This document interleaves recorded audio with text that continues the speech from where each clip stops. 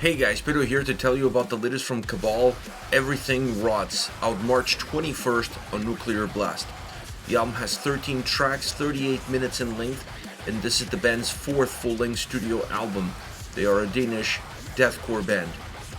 And I think you're going to realize that this is an album that really doesn't hold back. It takes zero prisoners, and you're going to see that not only in the sound, in the lyrics and the vocals, but also in the way the album is designed.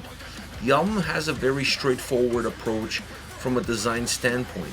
It's not about ebbs and flows, it's not about creating a journey, it's not about having a sense of purpose.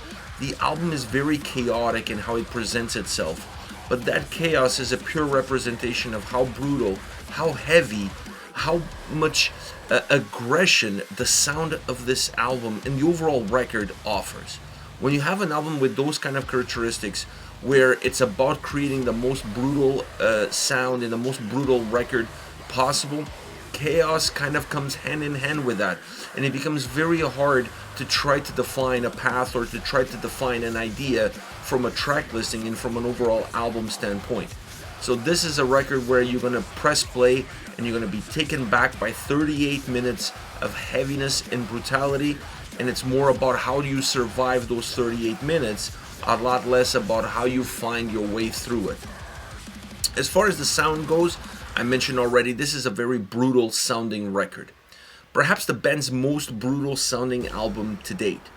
Now, the brutality of the record, it doesn't mean that the sound on the album is perhaps a little bit dense and thick, and making that brutality come from the lack of separation between the elements. A lot of bands go that route, creating a more unpolished style sound or giving at least a very unpolished style experience. It's not the case here. The album does have that sense of brutality, but it doesn't take anything away from the definition of the elements.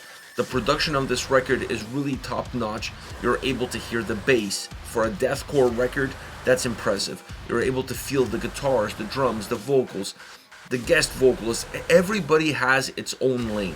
Everything has its own space, its own room to breathe. It's then how you bring them all together that allows the album to have that sense of heaviness and brutality, but still be very well defined, very well crafted, so you could still experience the nuances within the sound, within the vocal performances that takes the record to that level. That doesn't mean that the chaos around it is minimized, because it's not, but it definitely allows for the experience to be a little bit easier to digest, or like I would like to say, this album, sound-wise, it's a little bit easier to see the forest from the trees. Now, some of the elements that really impressed me on this record, outside of the overall production, because I really feel like production-wise, this is the band's best record. I was really impressed with the bass sound, with the guitars and the drums, all for different reasons. The bass sound on this album pops quite a bit. Not on every single song you're going to hear a definite bass line, but you're going to hear the bass a lot throughout the album. And that it's something you don't always see in an album this brutal and an album within the deathcore genre. They took this approach, and I think it's a winning formula, because the bass sound gives a little bit more darkness to the record.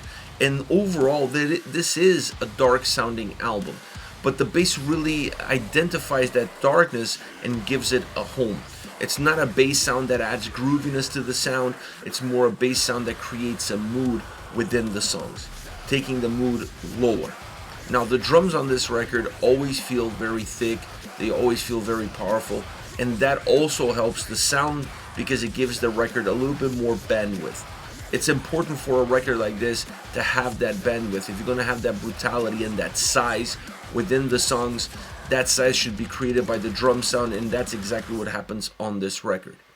Now, the guitars on this album is not just about the breakdowns, it's not just about the chunky riffs, it's also about the diversity and the mobility and versatility that they offer. But overall, they always have this sense of being a little bit like a boomerang. It doesn't matter how far they go in that versatility, they always find a way to come back home into that more chunkier sound, that more pounding experience that is traditional within the genre and definitely traditional within this band's DNA. Having said all of that, I still enjoy the guitar sound on this record tremendously. It's an important aspect. It's an important aspect of everything that this album offers. The vocals on this record are super consistent. I enjoyed some of the layers and some of the textures that the vocals had. Andreas really delivered a very good performance on this album, and I felt like some of that layering did a tremendous job in order to give him the same size as the sound already had. The album has a lot of guest vocalists. There's a lot of guests throughout this entire record, but I feel like at times they were not perhaps the proper choices or the right choices, at least in my viewpoint. And that's my only gripe with this album. If you're going to have a record and you're going to have guest vocalists on the record, more important than having your friends, people that you've worked with, coming in and doing some vocals, I think it's important to add something different that the record doesn't have. Adding something unique, adding something that makes people stop and listen to a song. When you have guest vocalists which range and delivery is very close to the singer of the band, that sense of separation doesn't exist, because they become almost blended as one within a song. Because of the brutality of the record and because of the sound that the record has, it adds even more to that sense of blend, and it becomes very difficult to see what uniquenesses are being brought to the forefront. So I think going in a different direction, perhaps in future albums, and bringing people outside of your genre that could do some guest vocals on the record that would add a different spice, a different feel, I think it would work a lot better. It's not to say that you cannot work with people within your genre, within your vocal range, because there are songs where that could work really well, specifically if the song is designed more as a duet, not just a song that has a guest vocalist in it. But I honestly feel working with people that are going to bring a completely different perspective, they're going to bring a completely different delivery, would elevate the songs even more and would make those songs a lot more noticeable in the overall context of the album. Now, when you look at this record from start to finish, you have to say, from a Cabal standpoint, man, even from Cabal standards, this album is super chaotic, very heavy, very brutal. But when you put it all together, it's the band's most complete body of work to date. Now, as far as favorite songs are concerned, I want to start off with Everything Rots. Great bass sound. I have to start off by saying that, because this is definitely one of the tracks in which you're going to find and notice and see the impact of that bass sound and the darkness that it gives to the track. The drums also add a sense of darkness to this song, or at least they emphasize what the bass is already doing. The guitars come in almost like a hammer, just hammering the song in. And this allows the track at times to feel less of a deathcore song and more of a straight up hardcore track. The track opens up to that, and that allows the song to become a little bit more bouncy. The vocals, how they are emphasized, the intensity and the aggression that they bring, also moves them away from a more traditional deathcore experience and more into a little bit of a hardcore original delivery. This band, and specifically Andreas as a vocalist, I feel like he has a lot of a hardcore experience in him when he takes it to the stage, live singing, but also in the studio. And on this record, with the brutality behind it, you're able to see that live experience become almost unfolding in front of you. And this song, Everything Rots, is a perfect example of that. Then you have a song like Hounds, a song with more movement, still heavy.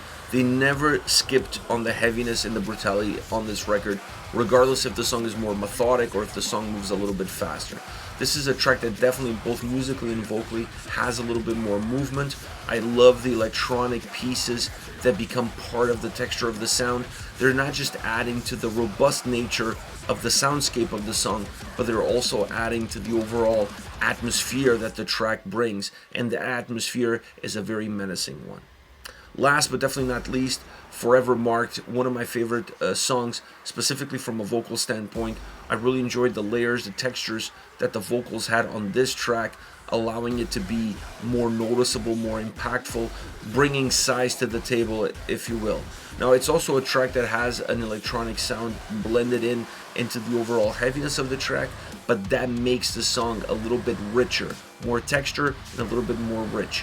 It's a track that uses that a little bit more in the forefront as far as the electronic side is concerned, and not necessarily as an underlining layer to what the track delivers. I love the machine gun guitar sound approach that the track has, and the vocal delivery is on point. This is it. This is Cabal with Everything Rots, out March 21st on Nuclear Blast. Let me know your thoughts on the band, on the singles. Hit me up in the comment section. I'll see you all in the next video. Take care, guys.